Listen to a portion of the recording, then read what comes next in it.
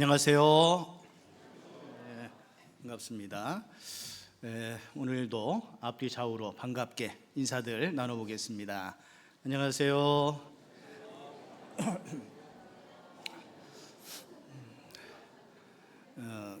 지금 금요일부터 오늘까지 2박 3일 동안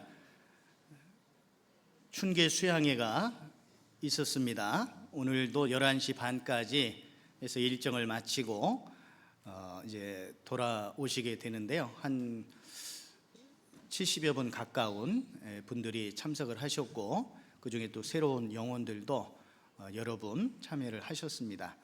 그래서 또 소식을 들어보니까 또 말씀을 듣고 또 상담을 통해서 구원을 받으시고 또 확증하신 분들도 여러분 계시는 것 같습니다.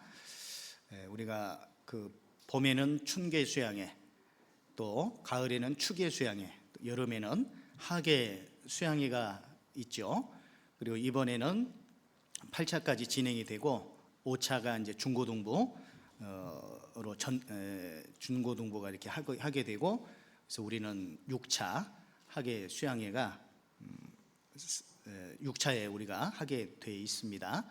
그래서 미리부터 일정들 또 확인하셔가지고, 이번에는 목금토입니다. 목금토. 그러니까 휴가를 내셔야 되겠죠? 휴가를 내셔서 전일 함께 참여하시고 또 많은 영혼들 이끌 수 있도록 그렇게 해주시기를 바라겠습니다. 같이 잠시 기도하겠습니다. 거룩하신 우리 아버지 하나님, 오늘도 귀한 날을 저에게 허락해 주셔서 저희 형제 자매님들 말씀 가운데 나와왔습니다. 금요일부터 시작된 춘계 수양회, 주님의 도우심 가운데 전국에서 많은 영혼들이 참석하셨고 또 많은 분들이 구원받은 줄 압니다. 우리의 수고와 희생이 헛되지 않고 영적인 결실로 맺어짐에 감사를 드립니다. 구원받은 그리스도인들이 이 땅에 살아가는 가장 큰 이유가 영혼 건지는 일에 있음을 더욱더 생각하고, 우리에게 주어진 시간들을 결코 헛되이 보내지 아니하고 충분히 아끼고 잘 활용해서 영혼 건지는 일에 온 힘을 다 기울이며 살 수 있도록 도와주시기를 원합니다.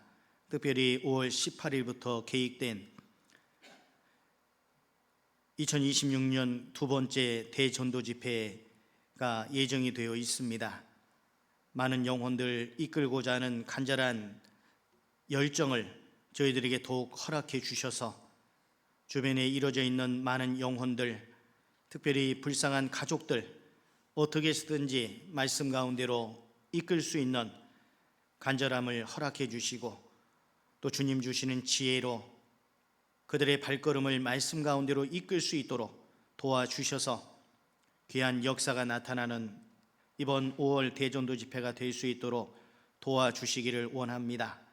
말씀을 전하시는 진도원 목사님의 입술과 마음과 생각을 또 주관하여 주셔서 능력 있게 알아듣기 쉽게 말씀을 증거케 하시고, 한 영혼도 이루어지지 아니하고 모든 영혼들이 다 구원함을 받는 귀한 역사를 우리 가운데 나타내 주시기를 원합니다. 우리 형제 자매님들 최소한 한 분 이상씩 기도 부탁을 하고 또 그 기도 부탁에 맞는 삶을 사는 가운데 말씀 가운데로 그 영혼들을 이끌 수 있도록 도와주시기를 원합니다. 하나님께서 보여주시는 마지막 시대의 징조들이 우리 눈앞에 분명하게 드러나고 있습니다. 우리가 더욱더 정신을 차리고 깨어 근신하는 마음 자세로 살게 하시고, 우리의 선한 행실을 통해서, 거룩한 행실을 통해서 주변에 이뤄진 영혼들을 지혜롭게 전도할 수 있는 그러한 기회들을 더욱더 허락해 주시기를 원합니다. 우리의 복음이 전국은 물론 전 세계 곳곳에까지 힘있게 증거됨에 감사를 드립니다. 해외에서 수고하시는 선교사님들과 가족들, 또 함께하는 동역자들에게 지혜와 능력 힘입혀 주시고, 또 이 시간에도 필리핀 빨라완 2차 학예 수양에 또 마지막 말씀이 증거되고 있사오니 그 가운데 참여한 영혼들 모두가 다 구원함을 얻을 수 있도록 역사해 주시고, 또 남은 3차 학예 수양회에서도 귀한 역사를 우리 가운데 나타내 주시기를 원합니다. 우리 형제 자매님들 한 사람 한 사람 그 마음과 생각을 살펴주시고, 이 마지막 때에 참으로 하나님을 기쁘시게 하는 귀한 생애들이 이어질 수 있도록 도와주시기를 원합니다. 주님의 몸된 교회 안에서 내 자신이 얼마나 연약하고 부족한 존재인지 깨닫게 해주시고, 늘 배우는 자세로 겸손한 자세로 임할 수 있도록 도와주시고, 나보다 형제 자매님들을 더 귀히 여기며 서로 존경하는 마음으로 상대방을 대하고 서로에게 기쁨을 주고 또 위로가 될 수 있는 그러한 우리의 삶이 될 수 있도록 이끌어 주시기를 원합니다. 오늘도 부족한 입술을 통해서 주님께서 나타내시고자 하시는 말씀을 또 증거함으로 우리 삶이 변화를 받을 수 있도록 인도해 주시옵소서. 주 예수 그리스도 이름으로 기도드렸습니다. 아멘. 자, 오늘은 마태복음 8장 보시겠습니다. 마태복음 8장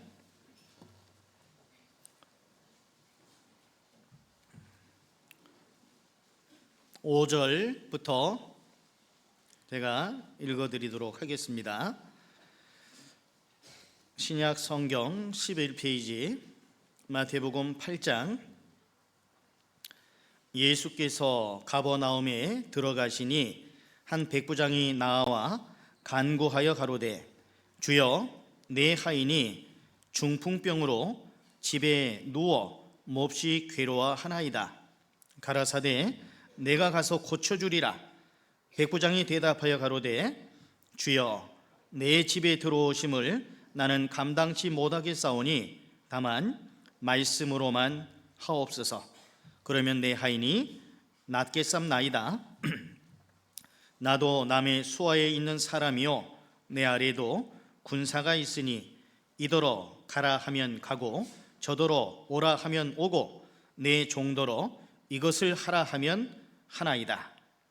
예수께서 들으시고 기이 여겨 좇는 자들에게 이르시되, 내가 진실로 너희에게 이르노니 이스라엘 중 아무에게서도 이만한 믿음을 만나보지 못하였노라.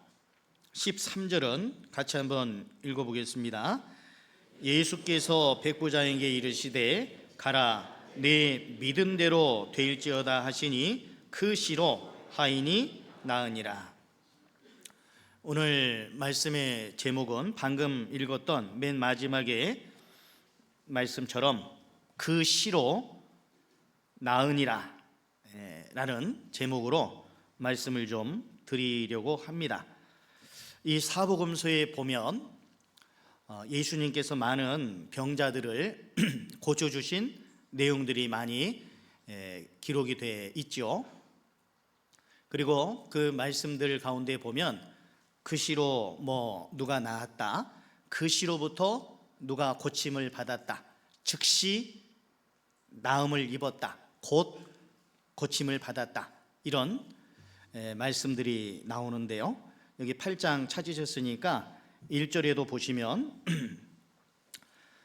예수께서 산에서 내려오시니 허다한 무리가 좇으니라. 한 문둥병자가 나와 절하고 가로되, 주여, 원하시면 저를 깨끗게 하실 수 있나이다 하거늘 예수께서 손을 내밀어 저에게 대시며 가라사대, 내가 원하노니 깨끗함을 받으라 하신대. 그 다음 무슨 말씀이죠? 즉시 그의 문둥병이 깨끗하여 진지라. 이 말씀에서도 문둥병자의 그 문둥병이 예수님의 말씀으로 내가 원하노니 깨끗함을 받으라 하시니까 즉시 그의 문둥병이 깨끗해졌습니다. 문둥병이. 그 누가복음 17장에도 보면 10명의 문둥병자를 예수님이 고쳐주신 그 사건이 기록이 돼 있죠. 사복음서 여러 군데에서 문둥병을 고쳐주신 내용이 많이 나옵니다. 문둥병은 죄인의 모습을 설명하잖아요. 죄인의 모습. 이 세상 어떤 의학적인 것으로도 고침받을 수 없는 그 문둥병 환자에게 있어서 문둥병이 고침받는 것은 간절한 소망일 거예요. 문둥병자뿐만이 아니겠죠. 어떤 각색 병이 있는 자들도 그 병으로부터 노임을 받기를 원하는, 고침받기를 원하는 그 간절한 마음이 있을 겁니다. 그런데 예수님께서 그 공생의 기간 동안에 많은 병자들을 고쳐주셨는데, 특별히 그 고쳐주실 때 그들의 믿음을 보시고 고쳐주셨다는 말씀이 많이 나옵니다. 저희 믿음을 보시고, 믿음. 그래서 주님께서 역사하시기만 하시면 못 이룰 일이 없잖아요. 그죠? 요한복음 6장을 잠시 보겠습니다.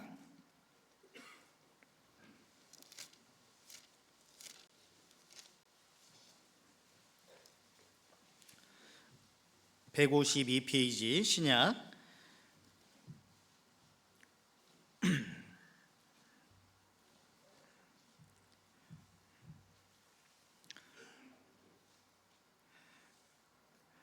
14절부터 제가 좀 읽어드리겠습니다. 그 사람들이 예수 행하신 이 표적을 보고, 그 표적은 보리떡 5개와 물고기 2마리로 5천여 명에게 떡을 먹여주신 그 사건을 의미하는데요. 그 이후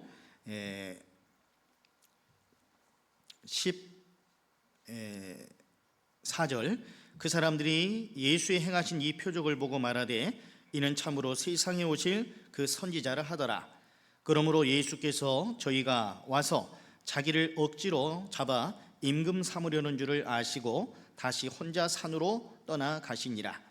16절, 저물매 제자들이 바다에 내려가서 배를 타고 바다를 건너 가버나움으로 가는데, 가버나움은 갈릴리 호수 서북쪽에 있는 그런 지역이죠. 가버나움으로 가는데 이미 어두웠고 예수는 아직 저희에게 오시지 아니하셨더니 큰 바람이 불어 파도가 일어나더라. 제자들이 노를 저 10여리쯤 가다가 예수께서 바다 위로 걸어 배에 가까이 오심을 보고 두려워하거늘 가라사대 내니 두려워 말라 하신대. 21절 같이 읽겠습니다. 이에 기뻐서 배로 영접하니 배는 곧 저의 가려던 땅에 이르렀더라. 예수님께서 물 위로 걸어 오셨습니다. 그 모습을 본 제자들은 두려워했지만 내니 두려워 말라 하시는 말씀을 듣고 기뻐서 배로 예수님을 영접을 했는데, 영접하니 배는 곧 저희의 가려던 땅에 이르렀더라. 마치 옛날 중국 무협소설을 보면 축지법을 써가지고 샥 순식간에 몇십 리를 가고 하는 것처럼 예수님을 영접했는데 배는 곧 저의 가려던 땅에 이르렀다. 앞으로 계속해서 또 노를 저 나아가야 되는데 수고와 노력이 필요한데 예수님을 영접하니까 배가 곧 저의 가려던 땅에 이르렀더라. 이렇게 돼 있죠. 주님이 허락하시면 못 이루실 일이 없습니다. 성경 여러 말씀 속에 곧 그 시로 즉시 주님이 개입하시면 모든 상황이 반전이 되는 거예요. 병들어 죽게 된 사람도, 귀신 들린 사람도, 어떤 사람이든지 간에 예수님이 개입하여 주시기만 하시면, 주님이 허락만 하시면 곧바로 고침을 받게 되고 나음을 입게 되는 이런 일이 있었습니다. 오늘날에도 우리의 간절한 소원이 있습니다. 오늘 오전에도 갈릴리 교실 제목 주제가 전도였거든요. 그래서 전도에 관한 말씀을 좀 드렸었는데요. 이 전도는 아무리 강조해도 지나침이 없는 주제입니다. 많은 말씀들이 그러하지만 특별히 이 전도에 대한 말씀은 당연히 그러하죠. 구원받은 그리스도인들이 이 땅에 남아있는 가장 큰 목적, 바로 영혼 건지는 일입니다. 마태복음 16장 26절 말씀처럼 천하보다 귀한 영혼입니다. 천하보다, 온 천하보다 귀한 것이 한 사람의 영혼이에요. 그 영혼 건지는 일을 위해서 우리가 부르심을 받았고, 예수님께서 그 사명을 우리들에게 맡겨주신 거예요. 세상 사람들이 할 수 없는, 어떤 과학자라도, 어떠한 재벌이라도, 어떠한 정치가라도 할 수 없는 그 일을 우리 구원받은 그리스도인들에게 주님이 맡겨주셨고, 주님이 우리를 통해서 그 일을 이루시기를 원하시는 겁니다. 그런데 우리가 구원받은 그리스도인들이 나태한 삶을 살아가고, 게으른 삶을 살아가고, 그리고 세상 가운데에서 그리스도인으로서의 빛을 드러내지 못하고, 희생하지 못하고, 녹지 않는 소금처럼 희생하지 않고, 그리고 사람을 두려워함으로 말씀 전하는 일에 머뭇거리고, 이러한 일들이 있게 된다면 주님은 너무 마음 아파하실 겁니다. 주님이 개입하여 주시기만 하시면 못 이루실 일이 없는데, 그죠? 우리는 기도를 통해, 우리의 선한 행실을 통해, 또 먼저 구원받은 우리 그리스도인들의 희생을 통해서 우리의 마음이 주님 앞에 상달되기만 한다면, 아무리 강팍한 사람이라 할지라도, 아무리 까다로운 사람이라 할지라도, 정말 안 될 것 같은 그런 사람이라 할지라도 건진받을 수 있습니다. 정말 강팍한 사람들 많이 있습니다. 우리 가운데에도 강팍했던 그런 분들 많이 계시죠? 간증 들어보면 대처 정말 강팍했네, 그런 분들이 있지 않습니까? 구원받기 정말 잘하셨습니다. 근데 그분들이 구원받기까지 여러 과정들이 있었다는 얘기고, 그 과정들은 눈물의 과정들이죠. 먼저 구원받은 가족들 중에 누가, 지인 중에 누가 또 함께 연합해서 그 영혼 건지는 그 일을 위해서 얼마나 많이 눈물을 흘리며 기도한 결과로 인해서 결국 구원을 받고 이 자리에 있는 분들 분명히 계실 겁니다. 말 잘 듣고 한 번에 나와서 말씀 듣고 구원받으신 분도 계시긴 하겠지만, 그런 분들은 극히 드물고, 대부분의 분들은 인도하는 분들을 정말 힘들게 하고, 마음 아프게 하고, 눈물 짓게 하고, 그런 가운데서 구원 받았을 겁니다. 끝까지 포기하지 않고 매달리고 간구했을 때 결국 주님이 개입하여 주시고 역사하여 주심으로 구원을 받게 되었는데요. 자, 우리 주님은 전능하신 하나님이시죠. 전능하신 하나님, 무소불능하신 하나님, 내게 능치 못한 일이 있겠느냐? 주님은 결코 능치 못하시는 일이 없는 분이시잖아요. 자, 마태복음이 아니고 누가복음 1장을 한번 보시겠습니다.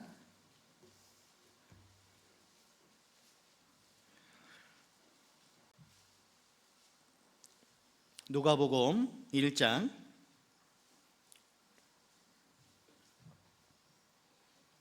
36절에 보시면 35절부터 보시면, 천사가 대답하여 가로되 성령이 네게 임하시고 지극히 높으신 이의 능력이 너를 덮으시리니 이러므로 나실 바 거룩한 자는 하나님의 아들이라 일컬으리라. 보라, 네 친족 엘리사벳도 늙어서 아들을 배었느니라. 본래 수태하지 못한다 하더니가 이미 6달이 되었나니. 37절과 38절 같이 읽겠습니다. 대저 하나님의 모든 말씀은 능치 못하심이 없느니라. 마리아가 가로되 주의 계집종이오니 말씀대로 내게 이루어지이다 하매 천사가 떠나가니라. 가브리엘 천사가 마리아에게 나타나서 아들을 낳을 것이다 말씀 수태고지를 했을 때 내가 사내를 알지 못하는데 어찌 이런 일이 있겠습니까? 지극히 높으신 이의 능력이 너를 덮으시리니 이러므로 나실 바 거룩한 자는 하나님의 아들이다. 이제 그런 말씀을 해주니까 하시면서 대저 하나님의 모든 말씀은 능치 못하심이 없느니라. 그 말씀을 받은 마리아 즉각적으로 주의 계집종이오니 말씀대로 내게 이루어지이다. 말씀대로 내게 이루어지이다 라고 그렇게 대답을 하지 않습니까? 이 말씀에서도 대저 하나님의 모든 말씀은 능치 못하심이 없느니라 라고 말씀하셨는데, 능치 못하심이 없다라는 그런 표현의 말씀들 몇 군데 한번 찾아보도록 하겠습니다. 에레미야 말씀 32장, 에레미야서 32장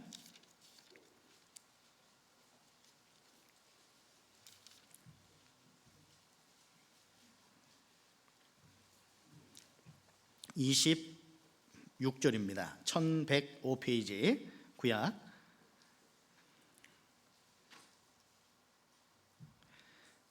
26절 때에 여호와의 말씀이 예레미야에게 임하여 이르시되 나는 여호와요 모든 육체의 하나님이라. 같이 읽어볼까요? 내게 능치 못한 일이 있겠느냐. 나는 여호와요 모든 육체의 하나님이라. 내게 능치 못한 일이 있겠느냐. 하나님에게는 능치 못하시는 일이 없습니다. 민수기 11장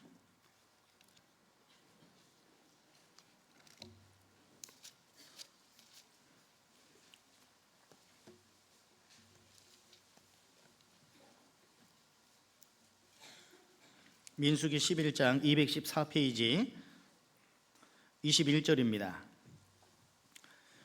광야에서 고기를 하루나 이틀이나 닷새나 열흘 정도 20일 정도 먹을 뿐 아니라 코에서 냄새가 날 정도로 1개월 동안 먹게 해주겠다고 하셨을 때 모세가 이렇게 하나님께 말씀하죠. 21절 모세가 가로되 나와 함께 있는 이 백성의 보행자가 60만 명이온데, 남자 장정만 그렇습니다. 다 합하면 200만 명이 좋게 넘을 거예요. 60만 명이온데 주의 말씀이 1개월간 고기를 주어 먹게 하겠다 하시오니 그들을 위하여 양떼와 소떼를 잡은들 조카오며 바다의 모든 고기를 모은들 조카오리까. 23절은 같이 읽어보죠. 여호와께서 모세에게 이르시되 여호와의 손이 짧아졌느냐. 네가 이제 내 말이 네게 응하는 여부를 보리라. 모세는 애굽의 궁중문학을 통달했던 그런 사람이었음에도 불구하고 바다의 모든 고기를 다 모은들, 바다에 얼마나 많은 대소생물이 있다는 것을 알지 못했죠. 오늘날 초등학생만도 못한 그런 지식을 갖고 있었던 겁니다. 양떼와 소떼를 다 잡은들 조카오며 바다의 모든 고기를 모은들 조카오리이까. 하나님이 모세에게 말씀하시기를 여호와의 손이 짧아졌느냐. 내가 이제 내 말이 네게 응하는 여부를 보리라. 하나님 손이 짧아졌습니까? 하나님이 능치 못하신 일이 없으신 그런 분이신데 모세는 왜 이렇게 말했을까요? 애굽에서 하나님의 10가지 재앙을 모세의 손을 통해서 내리신 그 바로 옆에서 행했던 자가 모세였고, 홍해바다를 가르시는 그 이적을 보았고, 광야에서 많은 낮에는 구름 기둥으로 밤에는 불 기둥으로 인도하신 하나님의 능력을 알고 있음에도 불구하고 모세가 왜 이렇게 말했을까요? 그것은 가도 가도 끝없는 광야길에서, 광야길 아십니까? 광야. 성지순례 때 잠시 광야 체험을 해본 적이 있는데, 그때 이제 2002년도에 월드컵 당시에 이제 조용할 때 성지순례를 했었는데, 잠시 광야 체험을 좀 해본다고 버스에서 내려가지고요 쭉 걸었습니다. 그런데 걷기가 힘들어요. 왜? 울퉁불퉁한 자갈들이 많이 있습니다. 그리고 그 모래가루들이 날리고 새 신발 신고 갔거든요. 랜드로버, 그 노르소만 랜드로버 신고 갔는데 앞코가 찢어졌어요. 앞코가. 제가 좀 정갈한 사람인데 그래서 조심조심 걸었음에도 불구하고 앞코가 째졌어요. 뭐 먼지 묻는 거 당연하고 걷기가 힘들더라고요. 그걸 계속 힘드니까 그들이 그 광야길에서 원망하고 불평했잖아요. 그래서 불뱀들을 통해서 물게 하신 사건도 민수기 21장에 기록이 되어 있는데 그 가도 끝없는 광야, 그리고 어느 정도 가다 보면 또 잠깐 나무들이 있긴 하지만 시띠나무, 조각목이라고 하는 시띠나무 몇 그루 있습니다. 말라 비틀어져서 죽은 것 같은 그런 나무 몇 그루 있고, 그러니 가도 끝없는 그 광야에서 모세의 눈에 보이는 것은 그 광야밖에 안 보이는 거예요. 광야만 보이니까 가지고 온 애굽에서 가져온 양떼와 소떼, 그리고 자기 생각으로 바다의 고기를 다 모은들 어떻게 200만 명이나 되는 사람들이 1개월 동안, 하루도 아니고 하루만 해도 어마어마한 양이 될 텐데 고기 양이 먹겠냐고. 순천 시민이 약 30만 명인데 30만 명의 7배 되는 그 술을 1개월 동안 아침 점심 저녁 1개월 동안 몇 끼예요? 30에 3하면 90끼입니까? 90끼를 다 고기로 배불리게, 코에서 냄새가 날 정도로 먹으려면 어마어마한 양의 고기가 필요하겠죠. 모세의 생각으로는 가늠이 되지를 않는 거예요. 그 광야길에서 광야는 쳐다봤고 광야를 바라보고 생각만 했지 하늘을 우러러보지 못한 거예요. 그동안 하나님의 능력이 나타난 것을 자기 눈으로 직접 목도했던 모세였는데도 불구하고 환경 속에서 갇혀 있는 거예요. 눈을 들어 위를 올려다보지 못했습니다. 하나님이 어떠한 하나님이신지 자세히 알지 못했습니다. 그렇기 때문에 소떼와 양떼 잡은들, 양떼와 소떼 잡은들, 바다의 고기를 다 모은들 어찌 이런 일이 가능하겠느냐라고 자기 생각으로 이야기를 하는 거죠. 하나님은 무소불능하신 분입니다. 하나님의 손이 짧아지지 않았어요. 우리의 믿음 없음으로 인해서 하나님의 능력을 제한해서는 안 됩니다. 우리의 믿음 없음이 하나님의 능력을 제한할 수 있음을 생각해야 됩니다. 시편 33편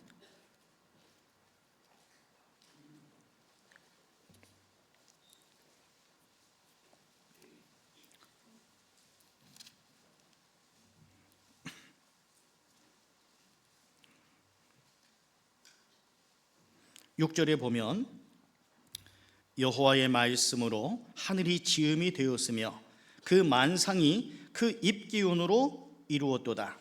9절 같이 읽어볼까요? 저가 말씀하심에 이루었으며 명하심에 견고히 섰도다. 하나님이 말씀하심에 이루고 명하심에 견고히 섰도다. 그 말씀되어 있죠. 창세기 2장 1절에도 천지와 만물이 다 이루니라 그렇게 말씀되어 있고, 성경 여러 군데에서 하나님의 능력이 어떠한 분이신지, 욥기에는 무소불능하신 하나님에 대해서 말씀하고 계시고 여러 말씀들이 그렇게 기록이 되어 있습니다. 그런데 우리의 믿음 없음으로 주님의 능력을 제한할 수도 있음을 기억하셔야 돼요. 주님이 개입하여 주시기만 하시면, 허락하시기만 하시면 못 이룰 일이 없는데 우리의 믿음 없음이 주님의 능력을 제한할 수 있다는 사실을 기억하실 필요가 있습니다. 자, 마태복음 8장 돌아가 보셔서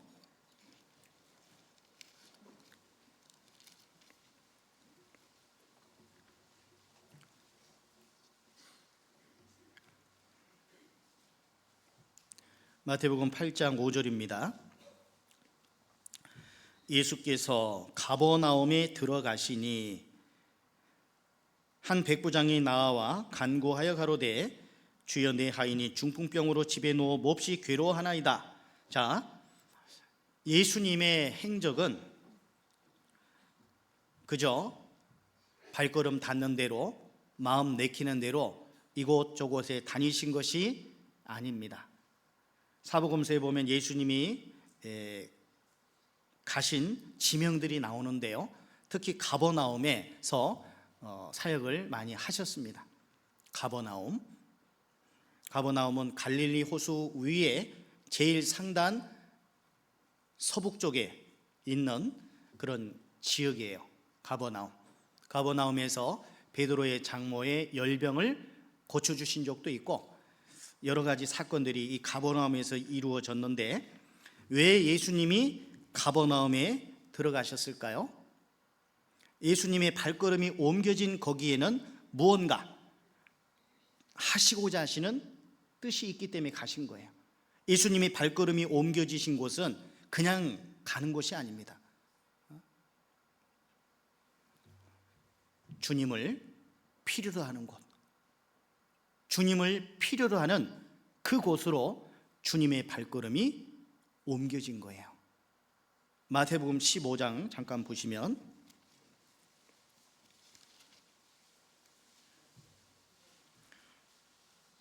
(15장) 21절에 보시면,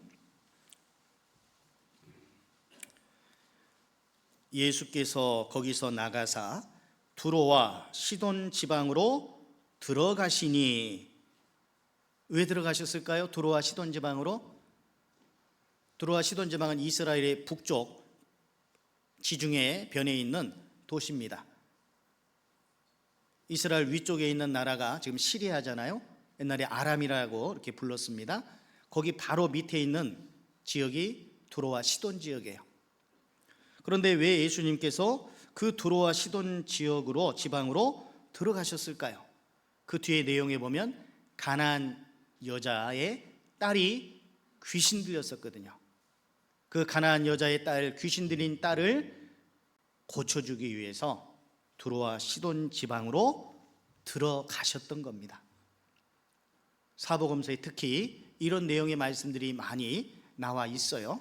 누가복음 19장에서도 예수님의 발걸음이 여리고로 들어 지나가시더라. 여리고로 들어 지나간 이유는 회당장이 아니고 세리장 삭개오를 만나 주시러 가셨던 겁니다. 예수님을 필요로 하는 사람들, 예수님이 아니고서는 안 되는 사람들, 그런 사람들을 만나 주시기 위해서 예수님의 발걸음이 그리로 옮겨졌던 거예요. 잠언 2장을 한번 보겠습니다.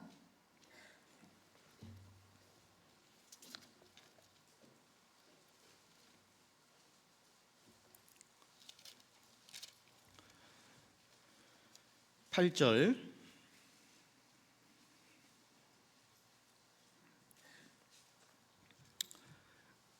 대저 그는 공평의 길을 보호하시며 그 성도들의 길을 보전하려 하심이니라. 공평의 길이 나오고 성도들의 길이 나오죠. 9절에 그런즉 네가 공의와 공평과 정직 곧 모든 선한 길을 깨달을 것이라. 이 선한 길이 나오죠. 그리고 12절에 악한 자의 길과 폐역을 말하는 자에게서 건져내리라.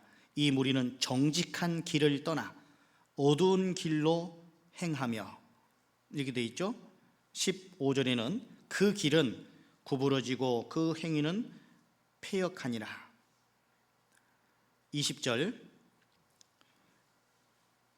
같이 읽어볼까요? 지혜가 너로 선한 자의 길로 행하게 하며 또 의인의 길을 지키게 하리니. 여기에서 대조되는 두 가지 길이 나옵니다. 선한 자의 길, 의인의 길, 정직한 자의 길, 그리고 지혜자의 길, 이런 길들이 나오고, 사특한 자의 길, 악한 자의 길, 어리석은 자의 길, 미련한 자의 길 쭉 보면은 그렇게 나옵니다. 잠언 4장도 한번 보실까요?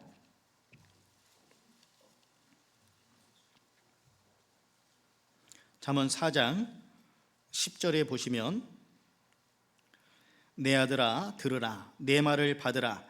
그리하면 네 생명의 해가 길리라. 내가 지혜로운 길로 내게 가르쳤으며 정직한 첩경으로, 첩경도 길이죠, 지름길이죠. 정직한 첩경으로 너를 인도하였은즉 다닐 때에 네 걸음이 곤란하지 아니하겠고 달려갈 때 실족하지 아니하리라. 14절 사특한 자의 첩경 지름길에 들어가지 말며 악인의 길로 다니지 말지어다. 그 길을 피하고 지나가지 말며 돌이켜 떠나갈지어다.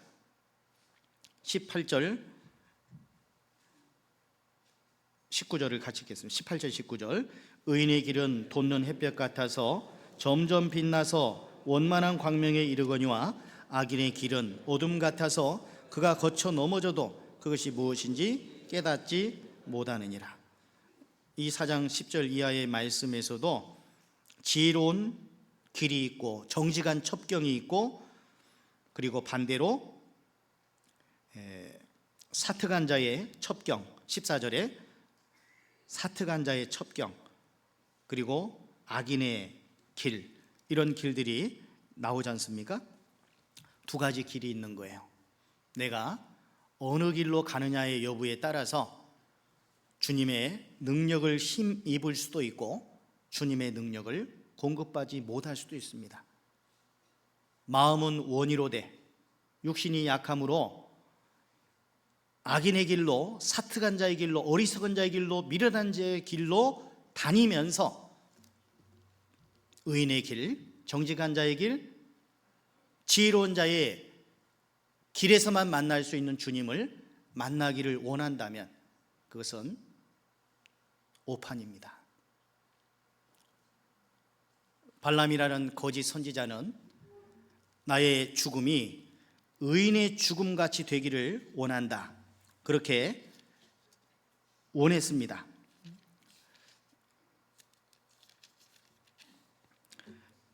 민수기 23장을 보시죠.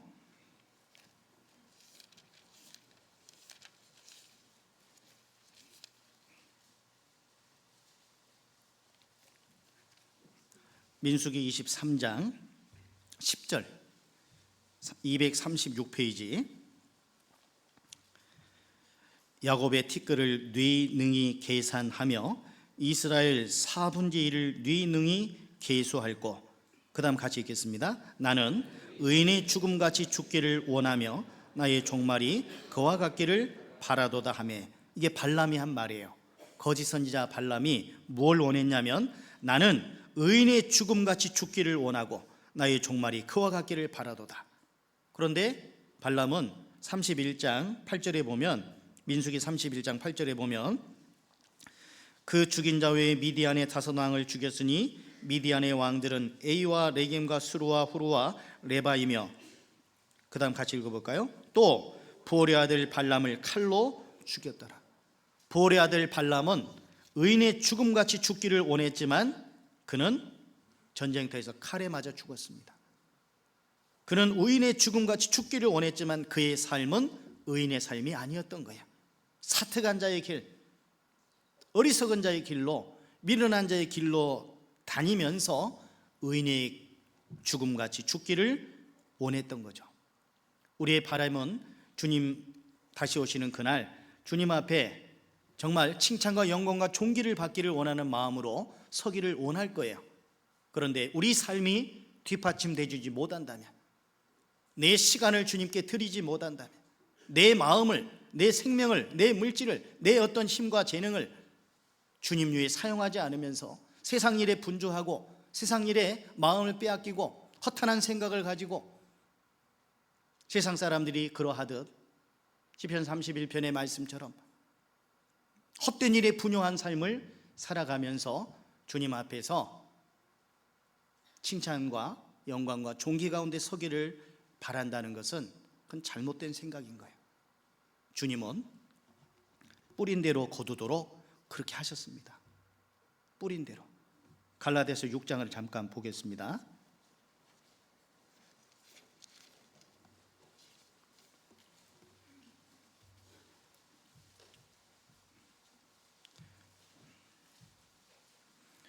갈라디아서 6장 7절 8절을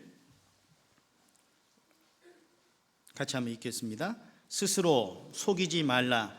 하나님은 만홀히 여김을 받지 아니하시나니 사람이 무엇으로 심든지 그대로 거두리라.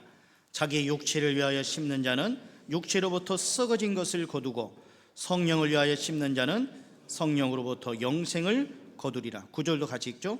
우리가 선을 행하되 낙심하지 말지니 피곤하지 아니하면 때가 이름에 거두리라.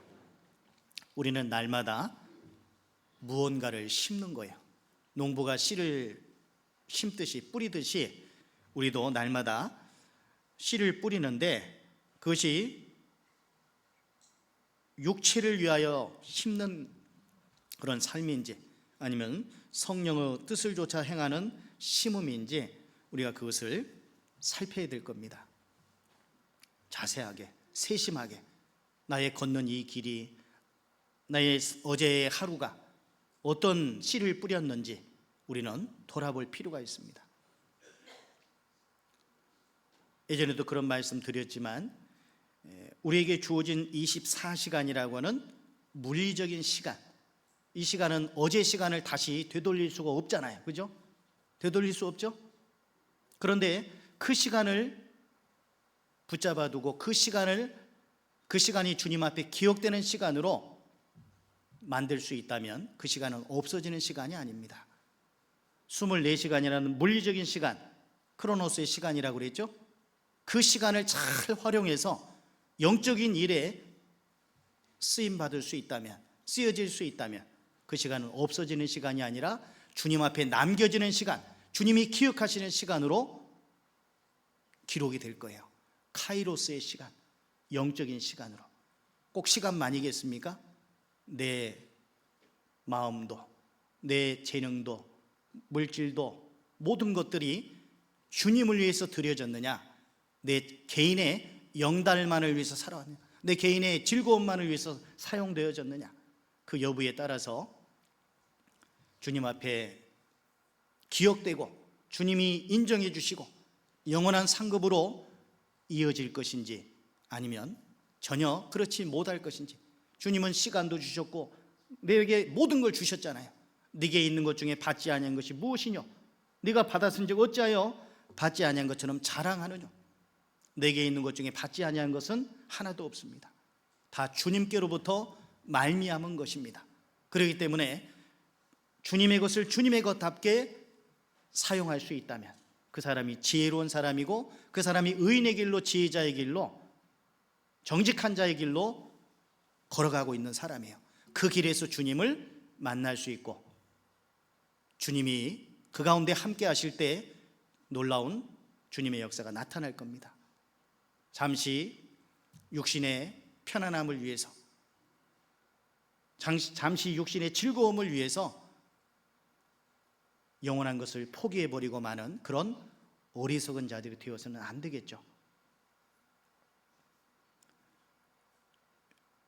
영원한 것을 위해서 영원하지 않는 것을 버리는 자는 결코 바보가 아니다. 누가 한 말입니까? 아마존의 선교사 짐 엘리엇이 한 말이잖아요. 영원한 것을 위해서 영원하지 않는 것을 버리는 것은 결코 바보가 아닙니다. 우리는 시간 속에 살고 있지만 영원을 위해서 나아가는 사람들이잖아요. 그렇기 때문에 내게 주어진 시간들, 물질들, 재능들, 모든 것들을 통해서 하나님께 기쁨과 영광을 돌릴 수 있는 쪽으로 우리가 살아가야 되겠고, 그 중에 가장 귀한 것이 영혼 건지는 일이라는 겁니다. 영혼 건지는 일.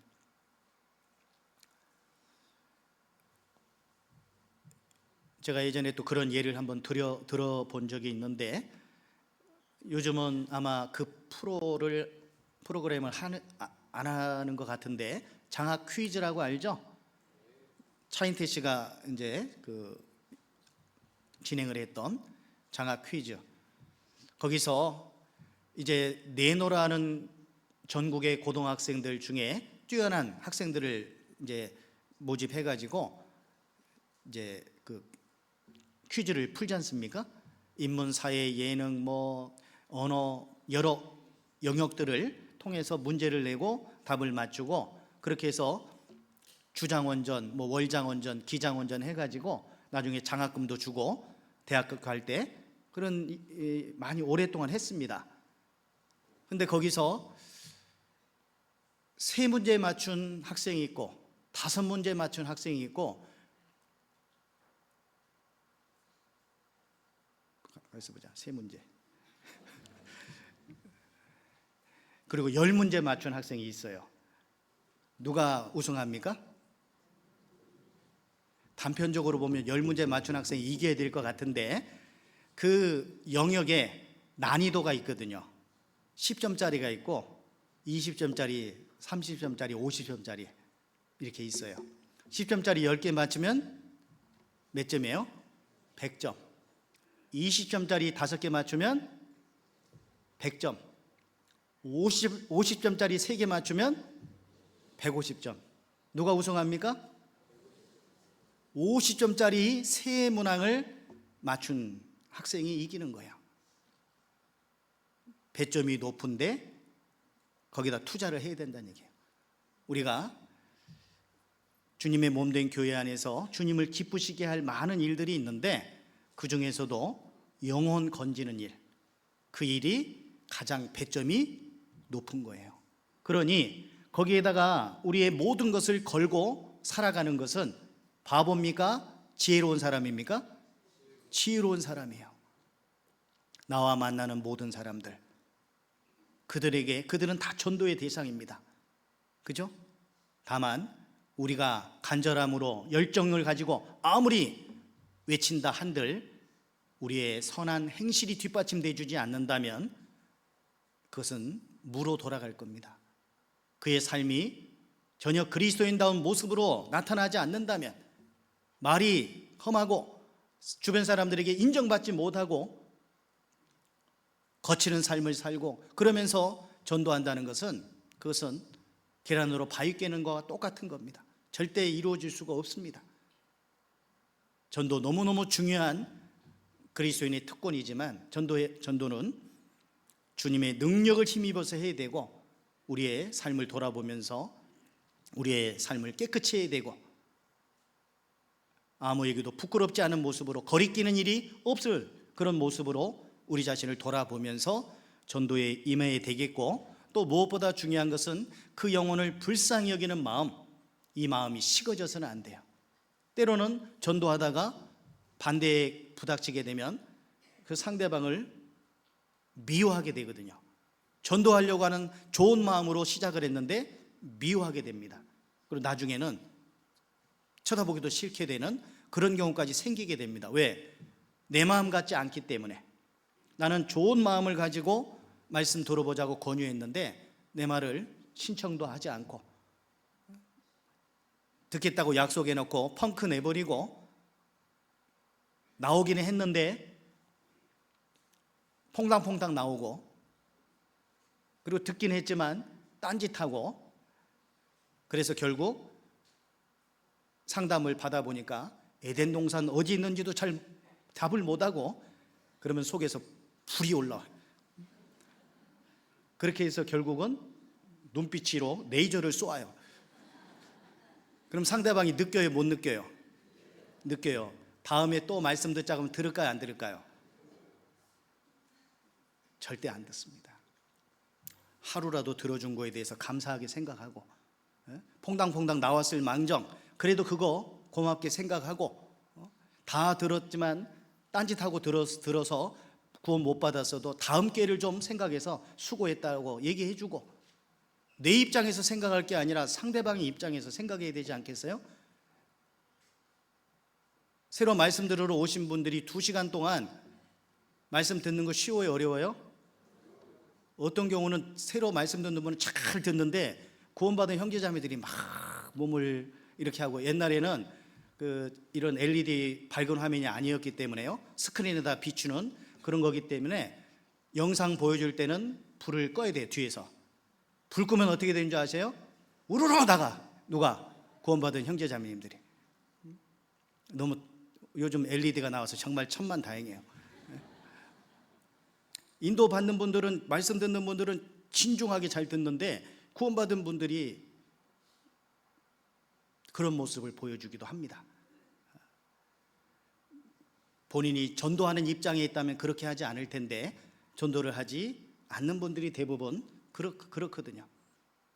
어떤 경우는 또 전도하는 분이 옆에서 조는 경우도 있어요.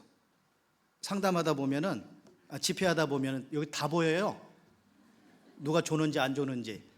근데 말씀 듣는 분은 잘 듣는데 새로 온 분은 구원받으니 꾸벅꾸벅 졸아요. 참 난감합니다. 그럴 때 해외 선교 가가지고 한 거의 이틀 동안 비행기 타고 가가지고 너무 힘들어서 조는 건 이해를 해요. 누구라고 얘기하지 않겠지만 조는 분들이 그 이해를 합니다. 충분히 시차 적응이 안 됐기 때문에. 그렇지만 뭐 시차가 없잖아요.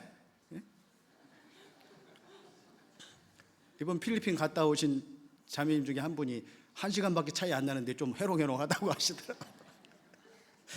시차가 1시간밖에 안 나는데. 자, 그래서 여기 우리는 주님의 능력을 힘입기 위해서는 주님이 가시는 길을 우리도 가야 되는 거예요. 그래야지만 주님을 만날 수 있고 주님의 능력을 힘입을 수가 있는 겁니다. 자, 마태복음 8장 5절.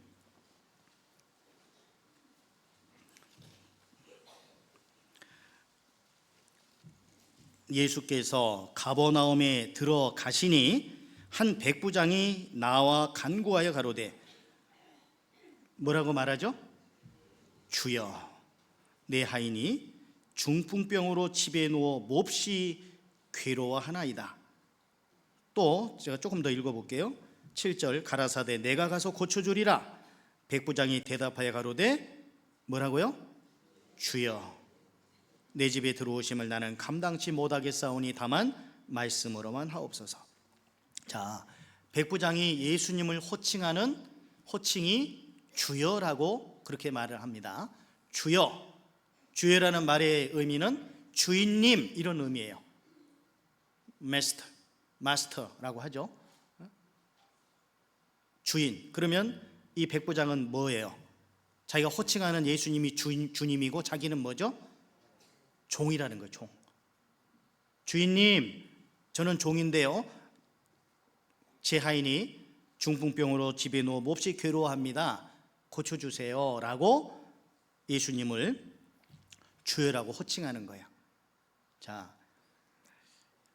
이 당시 이 백부장은 로마의 고급 장교입니다. 로마의 고급 장교가 식민지 나라에 결혼도 하지 않은 총각. 일제시대로 우리가 좀 생각을 해보면 이제 36년 통치 기간 동안에 일본 군의 고급 장교가 조선 청년에게, 상투도 틀지 않은 청년에게 주인님이라고 하는 거하고 동일한 거예요. 그게 가당키는 한 얘기예요? 있을 수 없는 일이죠? 그런 일이 지금 벌어진 거예요. 우리는 그냥 주여 이렇게 얘기하고 지나갔나 보다 이렇게 생각할 수 있을지 몰라도 이 백부장이 예수님에게 주여라고 하는 것은 마치 그와 같은 거예요. 일본 군인이 조선 청년에게 주인님이라고 하는 것과 다를 바가 없는 거예요.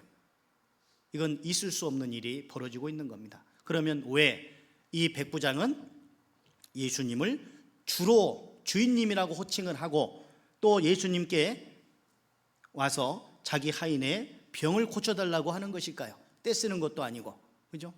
뭔가 트집 잡으려는 것도 아니고. 이 백부장은 어떤 사람이었을까요? 누가복음 7장에 보면, 여기 마태복음 8장에서는 이 백부장이 직접 예수님에게 찾아와서 자기 하인의 병든 거 고쳐달라고 이렇게 말씀하고 있는 것 같습니다. 그런데 이것은 누가복음 7장에 보면 이 백부장이 이스라엘의 장로 몇을 예수님께 보내서 말씀하는 것으로 나와요. 또 예수님이 가서 고쳐주리라 했을 때 주여 말씀만 해주세요, 말씀으로만 해도 됩니다 라고 하는 그 말씀도 백부장이 저만큼 있어 보니까 예수님이 오고 계시거든요. 자기 집에 사람을 보내서 말씀으로만 해달라고, 그렇게 누가복음 7장에는 그렇게 기록이 되어 있어요. 실질적인 것은 누가복음 7장 내용에 맞아요. 그러나 결국은 이 백부장의 그 마음을 설명해야 되는 거기 때문에 여기 마태복음에서는 이렇게 백부장이 직접 찾아온 것처럼 표현을 해준 겁니다. 자, 그래서 이 백부장이 왜 예수님을 주인님이라고 호칭했을까? 한번 쭉 생각을 해볼 필요가 있잖아요. 예수님을 생명의 구주로 지금 고백하고 있는 거예요, 백부장이. 어떻게 그렇게 할 수 있었을까?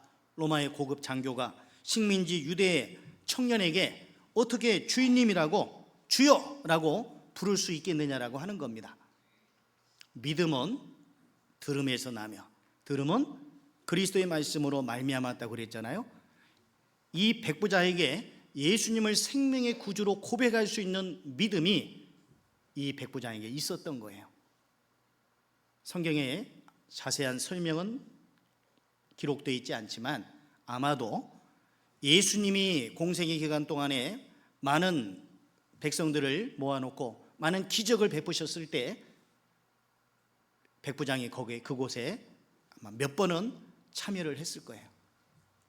무슨 이유로든지 간에, 예를 들자면 정보장교로서 정보를 좀 얻어내기 위해서 그곳에 갔든지, 아니면 어떤 그 정보장교는 아니었을지라도 예수님의 소문을 듣고 그도 예수님이 누구실까 알아보고자 하는 마음으로 분명히 그런 마음이 있었을 거예요.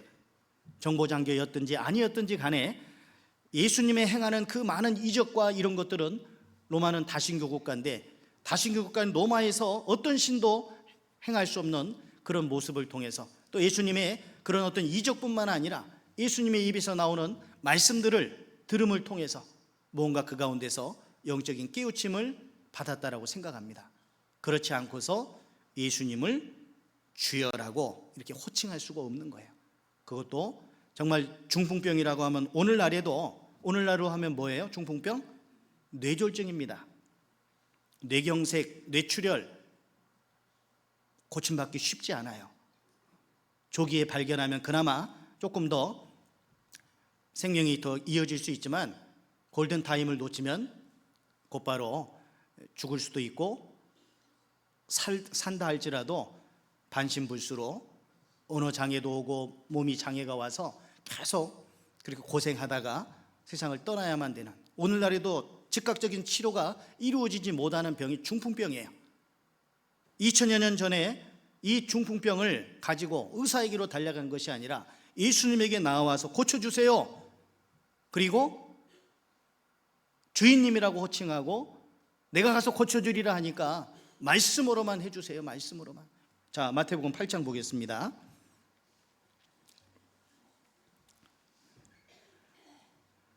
8장 6절에 가로되 주여 내 하인이 중풍병으로 집에 누워 몹시 괴로워하나이다. 가라사대 내가 가서 고쳐주리라. 8절 백부장이 대답하여 가로되 주여 내 집에 들어오심을 나는 감당치 못하겠사오니 다만 무엇으로만? 말씀으로만 하옵소서. 그러면 내 하인이 낫게 쌈나이다. 나도 남의 수하에 있는 사람이요 내 아래도 군사가 있으니 이더러 가라 하면 가고 저더러 오라 하면 오고 내 종도로 이것을 하라 하면 하나이다. 말씀으로만 하옵소서. 군인이기 때문에 군대의 그 서열을 잘 알고 있어요. 상관이 지시하면 곧바로 그 말에 따라야 된다는 걸, 복종해야 된다는 걸 아는 겁니다. 주님이 어떤 분이신지 이 백부장은 알고 있는 거예요. 주님의 말씀으로만, 굳이 집에 오시지 않아도 말씀으로만 해주세요, 말씀으로만. 왜 백부장은 예수님이 집에 오신다고 하는데 굳이 말렸을까요? 그 당시 예수님의 입장을 생각했을 거예요. 유대인들은 이방인들과 함께 음식을 먹는다든지 이방인의 집에 가는 거, 그것이 금기시 돼 있었습니다. 이 당시에. 그러니까 예수님에게 뭐 어떤 그 피해가 가는 그런 상황이 생길 것 같으니까 예수님의 입장을 생각한 거예요. 남을 배려하는 그런 마음으로 내 집에 오심을 감당치 못하겠사오니 말씀으로만 해주세요 라고 지금 말씀하고 있는 겁니다. 백부장은 자기 하인이 고침받아야 되는 그 아주 중요한 그 기로에서 예수님의 입장까지 생각을 하고 있는 겁니다. 자, 그리고 여기서 한 가지 또 생각할 것은 백부장이 지금 자기의 가족이 병이 들어서 고쳐달라고 한 것이 아니에요. 누구? 하인. 이 당시 하인은 헬라어로 파이스라는 말인데 종, 노예입니다. 1863년도 1월 1일 노예 해방이 있기 전까지 이 당시 종은 노예였어요. 노예. 주인의 소유물이었어요. 짐승 취급받았고 재산상의 한 가치 정도로만 여겨졌던 겁니다. 그런데 여기서도 일 잘하는 하인이 아니라 병든 하인. 이 하인은 일도 하지 않을 뿐만 아니라 밥만 축내고 다른 사람들의 일손마저 방해를 하는 그야말로 애물단지와 같은 그런 상황이었던 거예요. 주인의 입장에서는 아무런 가치가 없는 그러한 존재가 바로 이 병든 하인이었던 거예요. 그런데 이 병든 하인에 대해서 예수님은 백부장은 주여, 6절에 중간에 그렇게 돼 있죠. 주여, 내 하인이 중풍병으로 집에 누워 몹시 괴로워하나이다. 다른 하인들의 말을 듣고 하는 말일까요? 직접 가서 보고 하는 말일까요? 직접 가서 보고. 병든 하인의 모습을 보니까 너무 애처롭고 치근하고 예수님의 능력을 알기에 예수님이 도와주시기만 하면 고침을 받을 수 있을 텐데 주변 사람들의 눈과 자기 체면과 이런 것들을 생각하지 않고 예수님께 나와왔습니다. 오늘날에 사랑에 대한 말을 많이 합니다. 노래 가사말에도 글에도 시에도 여러 어떤 그런 내용들의 사랑에 대한 내용이 엄청 많아요. 그죠? 사랑과 관련된 내용들이 참 많습니다. 사랑을 많은 사람들이 이야기합니다. 그러나 사랑할 줄 아는 능력을 가진 사람은 적어요. 사랑을 이야기는 많이 하지만 사랑할 줄 아는 능력을 가진 사람 참 적습니다. 주님은 말로만 사랑하는 것이 아니라 행함과 진실함으로 사랑하는 그런 사람들을 보십니다. 여기 잡아두시고 베드로 전서 1장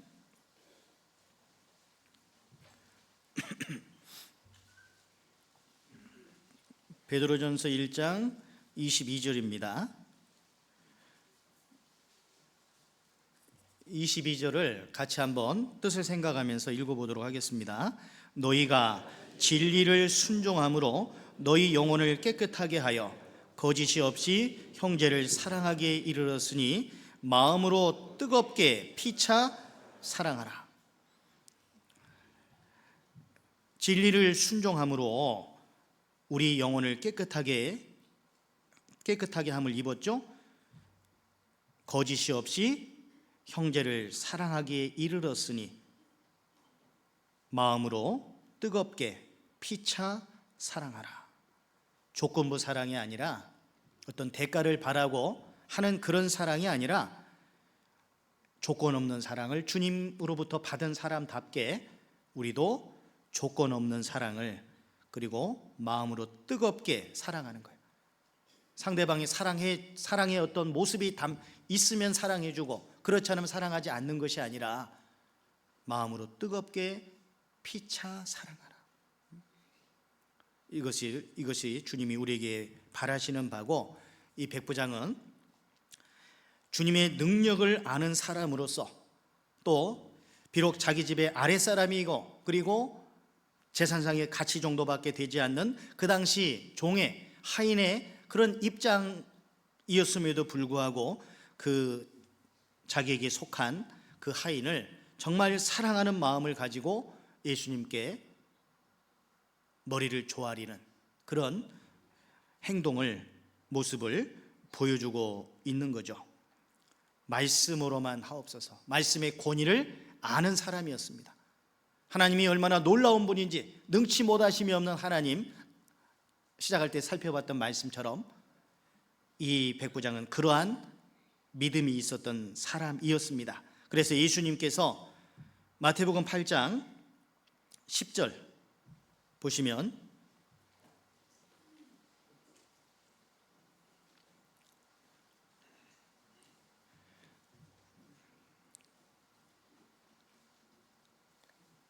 마태복음 8장 10절입니다. 10절 같이 한번 읽어보겠습니다. 예수께서 들으시고 기이 여겨 좇는 자들에게 이르시되 내가 진실로 너에게 이르노니 이스라엘 중 아무에게서도 이만한 믿음을 만나보지 못하였노라. 이렇게 정말 대단한 칭찬을 받은 분이 없잖아요. 제자들에게 조차 예수님은 너희에게 믿음이 있느냐? 겨자씨 하나 할 만한 믿음이 있었다면, 이런 말씀들을 예수님을 따라다녔던 제자들에게 예수님이 하셨어요. 그런데 이 백부장에게는 이방인임에도 불구하고 이스라엘 중 아무에게서도 이만한 믿음을 만나보지 못했다, 이렇게 말씀하고 있습니다. 이만한 믿음. 이 믿음은 사랑이 연결된 믿음입니다. 사랑이 연결된 믿음. 이 백부장의 마음속에 하인이 병들어 고통하고 있는 그 현장, 누워있는 방에 직접 가서 보고 하인의 고통을 마치 자신의 고통처럼 느끼면서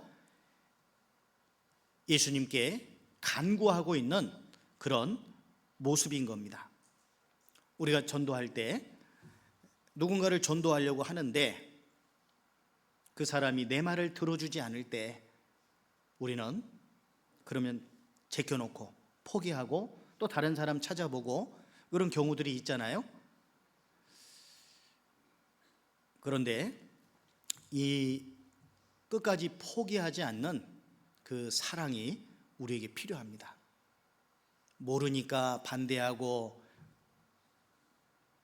관심 없어 하고 이유를 대고 핑계를 대고 그렇게 하지만 말씀을 듣는 가운데 마음 문이 열려져서 점점 변화되잖아요. 우리도 그랬잖아요. 처음에 관심이 없었잖아요. 물론 찾았던 분도 계시겠지만 관심 없는 가운데서 간절한 간구 속에 말씀을 들어보니까 성경 말씀이 사람의 말이 아니라 하나님 말씀이잖아요. 우주 만물을 창조하신 증거들이 드러나고 자연의 법칙들이 이미 오래전에 예언된 기록된 말씀대로 드러나고 여러 동물들의 속성들, 식물들이 자라는 것, 이런 모든 것들이 하나님의 인도하심 가운데 된다는 것, 그리고 역사적으로 에덴 동산이 분명히 있었고 그 중동 지역에서 석유가 그렇게 많이 나는 것, 요즘 왜 이렇게 기름값이 많이 올랐습니까? 우리나라 지금 2,000원, 필리핀은 3,500원, 유럽은 4,000원이 넘었대요. 제가 독일의 우성은 선교사님한테 들었는데요, 며칠 전에 4,300원, 400원 이렇게 된답니다. 만약 우리 지금 기름값 2배 이상 올라가면 제대로 살 수 있겠습니까? 그 원인이 어디에서 오는 거예요? 중동 지역의 문제로 인해서, 전쟁의 전운으로 인해서 지금 세계 경제가 지금 어렵지 않습니까? 기름값 올라가고 기름값이 올라가니까 그에 따른 부차적인 것들마저 지금 어려운 상태에 있고 공급받기가 어려운 상태에 있고, 그러니 전반적으로 많은 어려움이 생기는 겁니다. 그 석유, 전 세계 매장량의 60% 가까운 그 원유가 왜 그 중동 지방에서 나오고 있냐? 바로 에덴 동산 땅속에 묻힌 것 때문에 그런 거 아닙니까? 성경은 우리에게 정확한 답을 주시고 계시잖아요. 노아 홍수 사건이 분명히 있었다는 거 전 세계적인 증거들을 통해서 드러나고, 무엇보다도 아라랏산 위에 노아 홍수, 노아 방주가 있고 증거가 됐고, 이스라엘 민족의 수천 년 동안에 그들의 흥망성쇠의 역사가, 빅토리아 여왕이 대신 중에 한 사람에게 나에게 성경이 사실인 이유를 하나만 대보시오. 이스라엘입니다. 이스라엘의 역사를 보면 하나님이 계시지 않다고, 안 계신다고 말할 수 없잖아요. 2000여 년 동안 핍박받고 환난받고 죽임당하고 찢김당했던 그들이 어떻게 갑자기 독립을 하고 어떻게 갑자기 강대국으로 발돋움할 수 있냐 이 말이야. 트럼프 대통령이 이제 좀 협상 좀 하고 좀 휴전을 하기 위해서 공을 들이고 있는데, 이스라엘은 가서 레바논 때려버리고, 헤즈볼라 너희들 가만 안 두겠다 그러고, 네탄야후가 말 안 들어요. 왜? 트럼프 안 무서운 거예요. 세계 최고의 최강인 미국의 대통령 미치광이 같은 그 트럼프도 이스라엘은 안 두려워하지 않습니다. 그만큼 강력한 강대한 나라로 지금 나타난 거 아닙니까? 전 세계 정치, 경제, 외교, 문화 모든 것들을 꽉 잡고 있는 그 이스라엘의 오늘을 보면은 말씀 그대로 이루어졌다는 걸 알게 되죠. 그래서 우리도 그 가운데 마음이 열려진 거예요. 마지막 때 징조들도 그렇고, 그 말씀을 들을 수 있도록 끝까지 포기하지 않고 매달려서 기어이 말씀 가운데로 이끌 수 있는 그거, 이끌기만 하면, 주님이 역사하시기만 하면 그 영혼이 건짐을 받을 수 있잖아요. 그죠? 그러기 위해서는 우리는 만나야 됩니다. 만나야 돼요. 우리는 누구에게 전도하기를 원합니까? 말 잘 듣는 사람, 착한 사람, 겸손한 사람, 내 말을 잘 들어줄 수 있을 것 같은 사람, 이런 사람들에게 우리는 다가가지만 거절당할 때도 있고요. 강팍한 사람, 말을 안 들어줄 것 같은 사람, 이런 사람들에게는 우리가 뒤로 미루게 되는 경향이 있는데, 누가복음 14장을 보시겠습니다.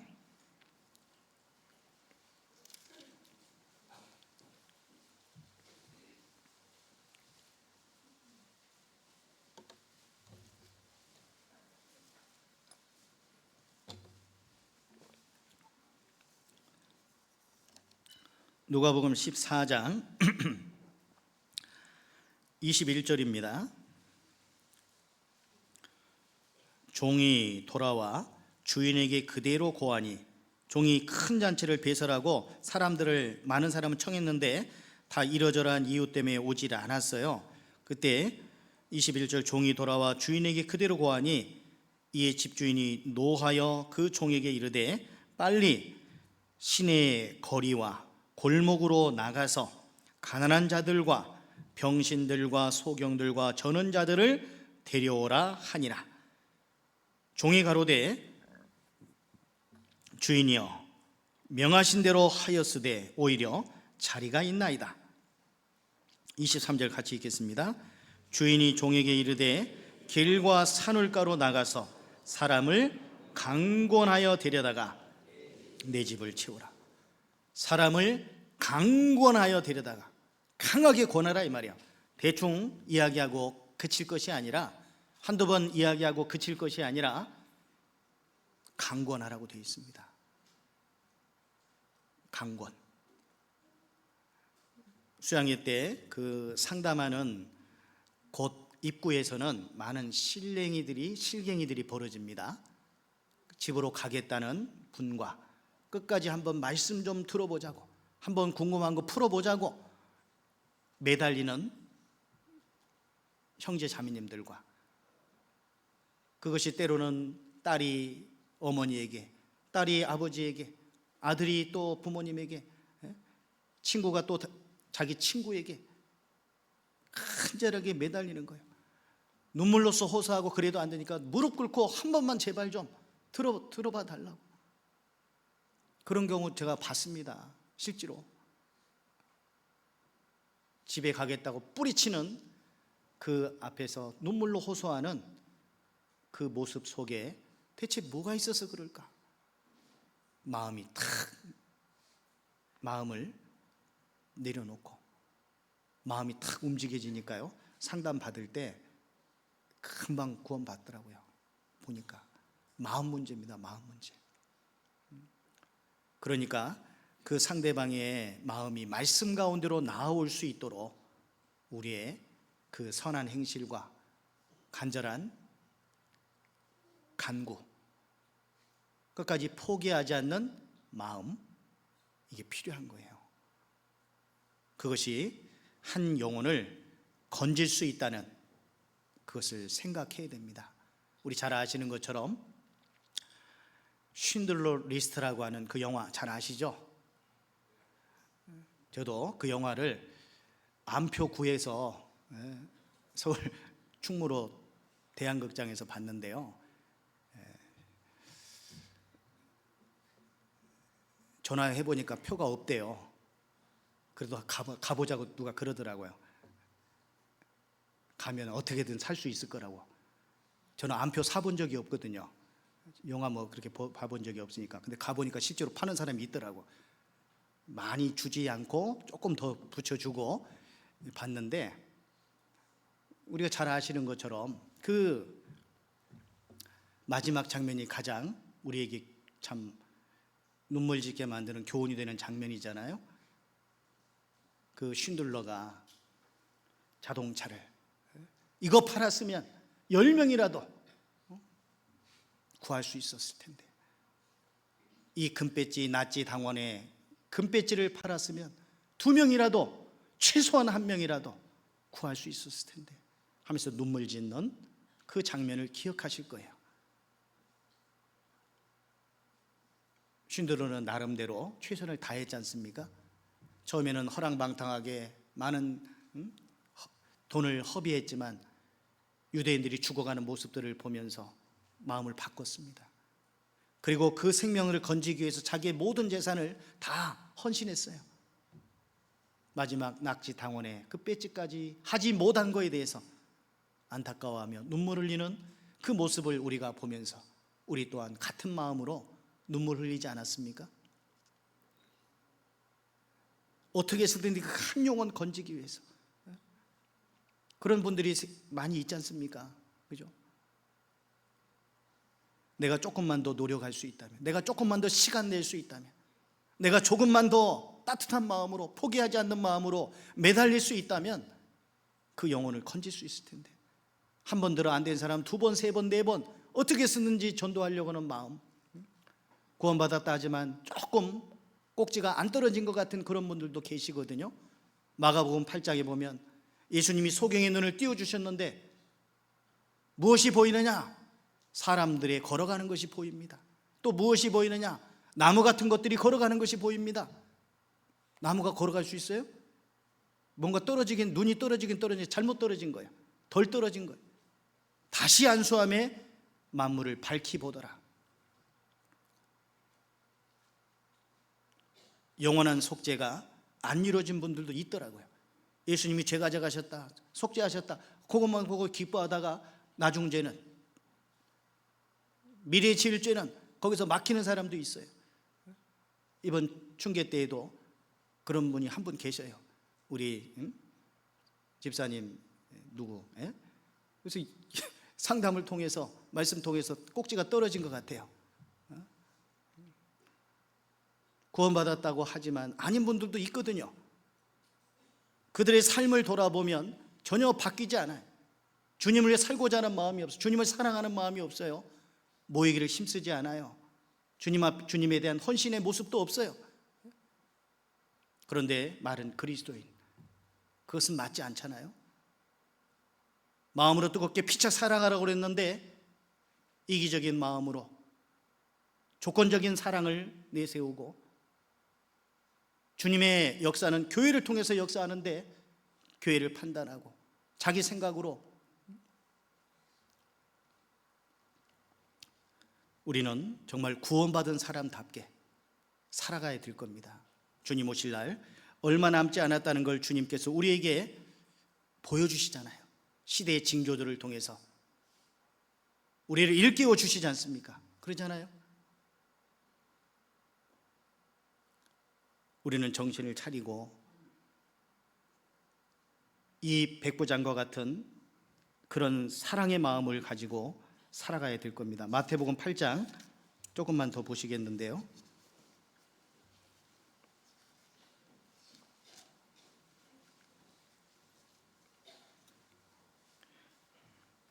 마태복음 8장 13절 같이 한번 읽겠습니다. 예수께서 백부장에게 이르시되 가라 네 믿음대로 될지어다 하시니 그 시로 하인이 나으니라. 이 얼마나 놀라운 일입니까? 가라 네 믿음대로 될지어다 하시니 그 시로 하인이 나으니라. 그 시로라는 말의 의미는 그 순간부터, 바로 그 순간부터 어거스틴이 말하기를 믿지 않는 자에게는 하나님도 어쩔 수 없다. 믿지 않는 자에게, 믿음 없는 자를 통해서는 하나님이 역사하실 수가 없는 거예요. 믿음 없는 자를 통해서는.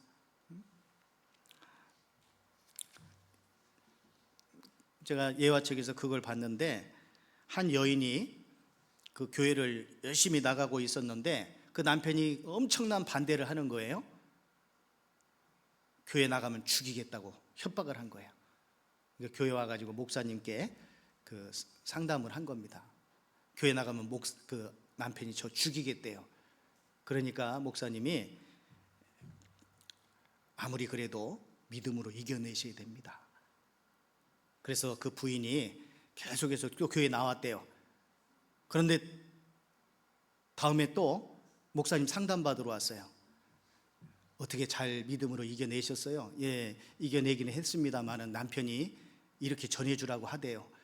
앞으로 더 나가면 목사님을 죽이겠다고. 그랬더니 목사님이 그러면 남편 말 따르세요. 했다는 참 우습지도 않은 그런 예화를 본 적이 있는데, 말씀은 우리가 알고 그 말씀을 내가 따라야 된다는 걸 알고 있는데, 그리고 정작 그 말씀을 다른 사람들에게는 적용하는데 막상 자기 자신에 대해서는 적용하지 않는 그런 경우들이 있습니다. 하나님은 믿음 있는 자를 통해서 역사하시기 때문에 여기 네 믿음대로 될지어다, 네 믿음대로 된다고 하는 사람이 있고 안 될 거라고 생각하는 사람이 있습니다. 긍정적인 마인드로 행하는 사람이 있고 부정적인 마인드로 행하는 사람이 있어요. 예전에 뭐 그런 예화 들어보셨겠지만 그 신발 회사에서 2명의 그 판매 사원을 아프리카로 보냈답니다. 아프리카 가보니까 이 사람들은 맨발로 다녀요. 맨발로. 그러니까 신발을 신을 수가 없잖아요. 한 사람이 도저히 가망 없습니다. 이 사람들은 맨발로 다니네요. 한 사람은 대박입니다. 이 사람들 신발 안 신고 있으니까 이 사람들 다 신기면은 대박 날 겁니다. 그렇다고 그렇게 얘기한 사람이 있답니다. 컵에 물이 담겨 있잖아요. 얼만큼 담겨 있어요? 많이 담겨 있어요? 조금 담겨 있어요? 많이 담겨 있죠. 근데 어떤 사람은 이걸 보고 부족한 것을 이야기합니다. 다 채워지지 않았네. 어떤 사람은 채워진 것을 보고 그것을 활용해서 더 많은 일을 할 수도 있는 거예요. 어떤 사람들은 마치 이와 같이 채워지지 않는 부분, 부족한 부분만을 바라보는 사람이 있습니다. 자신의 부족함만을 바라보고 또 상황만을 바라보고 안 될 거야. 이 사람은 안 돼. 이 사람은 뭐 때문에 안 돼. 자기 스스로 재단해서 그렇게 판단하고 나아가는 사람이 있고, 가능성을 보고 그것을 계속해서 매달려서 기어이 이루어내는 그런 사람들이 있습니다.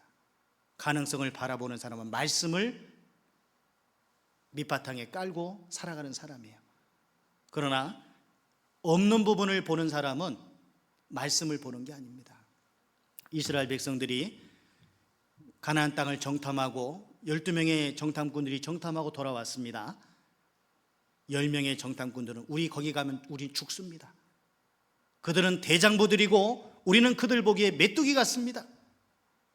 여호수아와 갈렙은 뭐랬어요? 그들은 우리의 밥이다. 하나님 우리에게 붙여주셨다. 가서 치자. 10명은 아니다. 가면 죽는다. 우리는 가면 죽어. 그들은 대장부거든. 민수기 13장 한번 보겠습니다.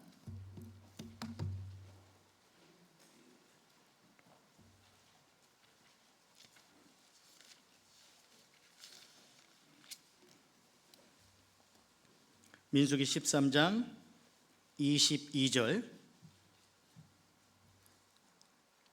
이스라엘 자손 앞에서 그 탐지한 땅을 악평하여 가로되 10명이요 우리가 두루다니며 탐지한 땅은 그 거민을 삼키는 땅이요 거기서 본 모든 백성은 신장이 장대한 자들이며 거기서 또 네피림 후손 아낙 자손 대장부들을 보았나니 우리는 스스로 보기에도 메뚜기 같으니 그들의 보기에도 그와 같았을 것이니라. 10명의 정탐꾼들은 그 가나안 사람들, 아낙 자손들, 실제로 보면 그래요. 대장부들이었습니다. 그러니 그들 앞에서 우리는 메뚜기 같을 것이다. 이렇게 얘기를 했고 그 이후로 그 말을 들은 이스라엘 백성들은 14장 1절에 보면 곡하고 모세와 아론을 원망하고 하나님께 부르짖고 그랬습니다. 그러나 여호수아와 갈렙은 어떻게 했어요? 14장